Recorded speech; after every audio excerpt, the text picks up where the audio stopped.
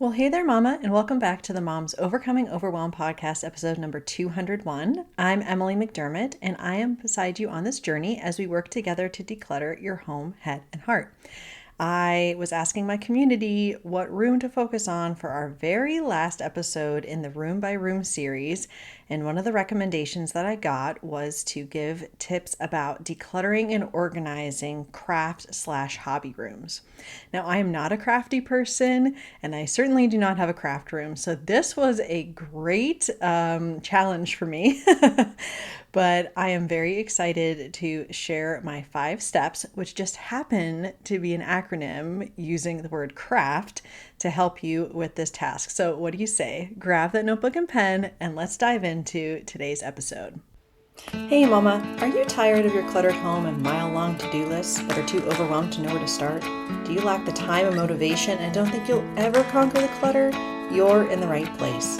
I'm Emily, wife, boy mom, and declutter coach who has overcome the overwhelm in my own life through decluttering and simplifying.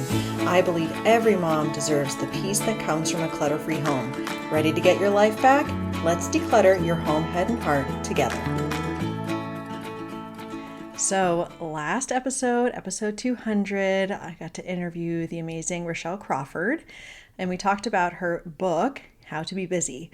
I had a giveaway for the book, and I really want to thank everyone that shared the show or wrote a review for the podcast. It just means so much to me. And I want to announce the winner of the book is Marissa Bravo. Yay, bravo. You probably get that a lot.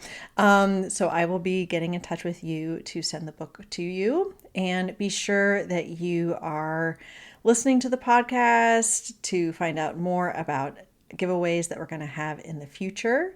And I always appreciate you leaving me that review in your favorite podcast player or sharing it with a friend.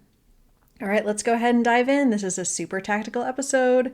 Hope you have that notebook and pen ready. Now, you may not have a designated room simply for crafting or hobbies. It might be part of a different space, like an office, for example, or perhaps like a multi-purpose room, like a basement, and you just have part of that devoted for your craft and or hobby. And I'm just going to say craft room from now on, but obviously it may not necessarily be crafting. But these tips are going to apply regardless of the space that you are working with and the size of the space. Now, crafting supplies are a really difficult decluttering category because it tends to become very aspirational. And we talk about aspirational clutter in episode 10. It's one of the main types of clutter that we deal with as moms because perhaps pre-kids, you had a ton of time to be able to do these different crafting activities that you really enjoyed, or maybe just drawing or artwork or something like that. And then we have kids and everything changes and our free time is very limited if we have any at all. And so then we hold on to things because someday I'm going to have the time to do said crafting project. So that's something we're going to talk about in the episode. And also, when you have projects that are started but not finished, the question is, what do we do with those? How much space do we want to give to those? Especially because the main purpose of the crafting area is to be able to actively do something. Okay? So we're going to get started. Again, I'm using this acronym CRAFT. So the first is the letter C, and I'm actually using craft as the verb. We want to craft our vision for the space. So I've mentioned throughout the Room by Room series the 3 F's, which is how do I want this room to feel, function, and flow. And we want to ask ourselves the same questions for this particular space, but especially for the function, that's super important. So here's a couple questions that you can ask yourself. What specific activities do you want to do in the space? Is it that you're just switching out the different activities within the same limited space? Or is it that one part is maybe for sewing, you have another part for maybe scrapbooking? How is the space being used? And who all will be doing activities in the space? Is it just you? Or is it going to include your kids, maybe your spouse if that applies? Because when it comes to accessibility of different supplies, you need to keep that in mind. Also, what space is there for active projects versus those unfinished in process projects? And if you have a limited amount of space, then we want to prioritize the space for actively creating, but we need to have limits around what is used for those unfinished projects, because function and accessibility are key in this process. Okay, so that is C, to really just kind of reflect and to be thinking about that.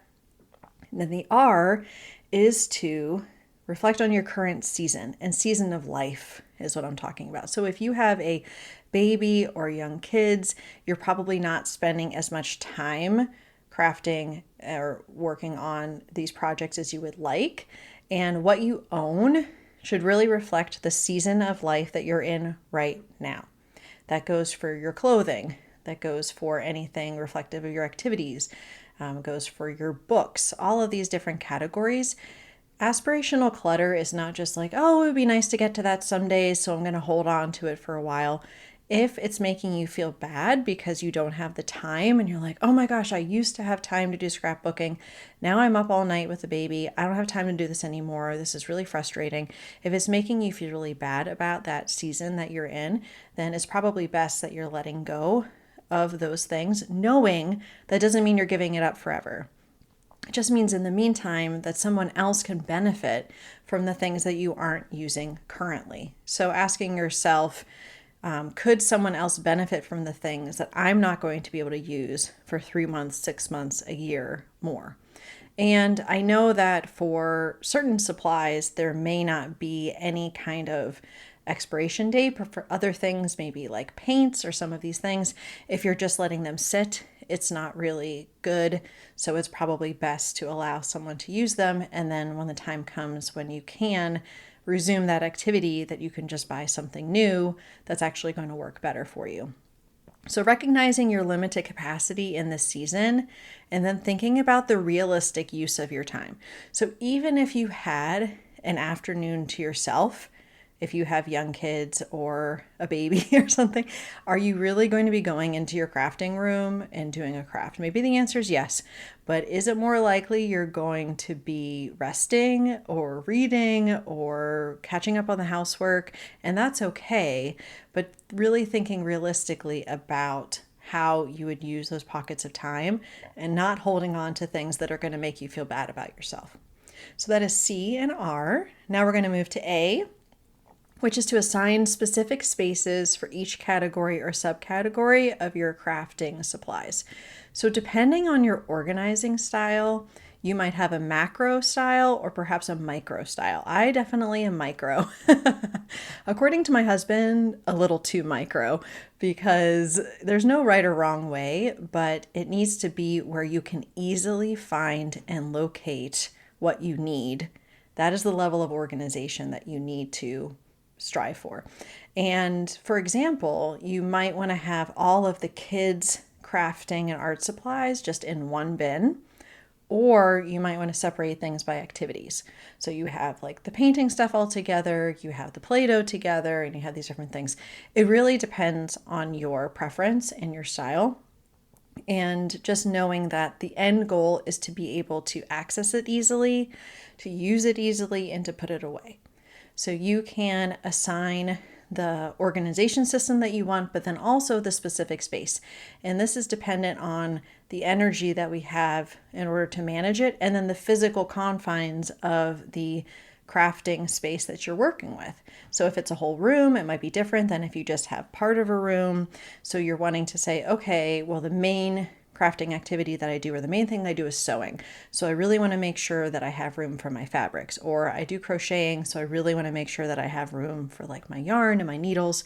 You have to prioritize things based upon their value to you, and then assign the space based upon that. And then, no surprise, we're going to F, fill that boundary. So using the container concept that we talk about in episode 6, we're going to be filling the container, but we want to focus on the best quality items that you're most likely to use for that project. And it might mean that if you find a lot of seasonal types of items, that those might need to go with like seasonal decor. somewhere else, and that you're focusing on, okay, what am I going to be using and wanting to use right now? And remembering your capacity to actually be able to manage everything in the room, especially if it's not just you using it, but also your kids are using it, because they would, depending on age, need to be involved in putting things away and knowing where they are. So all of that comes into play.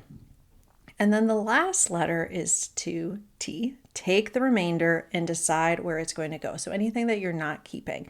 And there are a lot of options for craft and hobby supplies. Obviously, if things are not in good condition and you're like, yeah, there's no way I would ever use this and I wouldn't ever want to donate it because it's just really not in good shape, you can throw it away. There are options for recycling. I'm going to put some of these links in the show notes for you, but trashy.io, which I actually use for my clothing recycling, they take fabric scraps. So that's something to think about. You can ask friends that do similar hobbies in crafting if they would like things. Maybe a mom's group, like I know Momco, sometimes they'll have like a swap table and you could bring it there at a meeting. There are also things called creative reuse centers. And I looked it up and there's one actually really close to me, and they specialize in reusing any sort of artistic or creative project items. So check to see if there's one in your area. There's obviously buy nothing groups, depending on where you are. There's probably someone that has a similar crafting or craft or hobby as you like to do. And then there's also schools or daycare centers, women's shelters. All of these are great options. And if you're not sure whether you want to keep something or not, you can always use the out of sight, out of mind bin, but really limiting the space and giving yourself a realistic time frame. Now, this might be a little different than clothing, which is more seasonal. It might be just your season of life, and you're like, okay, once my kids are, going back to school, or once they are napping, or once they're doing whatever in 6 months, then I'm going to see if I come back to this. But having a deadline is really important, because the difference between a maybe pile and having that out of sight, out of mind bin is having a deadline and then realistically saying, okay, I haven't used it in 6 months. I'm likely not going to use it. Let's look at some of these options to let it go. So there you go. Those are my recommendations for decluttering and organizing your craft room. So let's review them really quick. C is to craft your vision for the space. R is to reflect on your current season. A is to assign a specific space for each category or subcategory, depending on your organizational style. F is to fill the boundary using the container concept. And T is to take the remainder and then decide where it will go. So make sure you check out the show notes for all of those resources that I mentioned. Thank you for all the inspiration for the Room by Room series. I will be providing in the show notes a playlist if you just want to listen to the episodes about the different specific rooms, then that's great. And then you can certainly come on over to our free Facebook group, tinyurl.com/moms overcoming overwhelm. We just finished a decluttering challenge. We're going to be starting one in August with a very interesting theme, boy band. You're like, what does boy bands, what do they have to do with decluttering? Well, you're going to find out if you join the group. So come on over. We'd love to have you. And otherwise, I hope you have a wonderful week, and I will talk to you soon. Bye for now. Hey Mama, thanks so much for listening. If you enjoyed today's show, could you please share this episode with another mom who is feeling overwhelmed? Also, it would mean the world to me if you could leave a 5-star written review wherever you listen to your podcasts. Finally, if you would like more support, come on over to our free Facebook group, tinyurl.com/moms overcoming overwhelm. Can't wait to connect with you soon.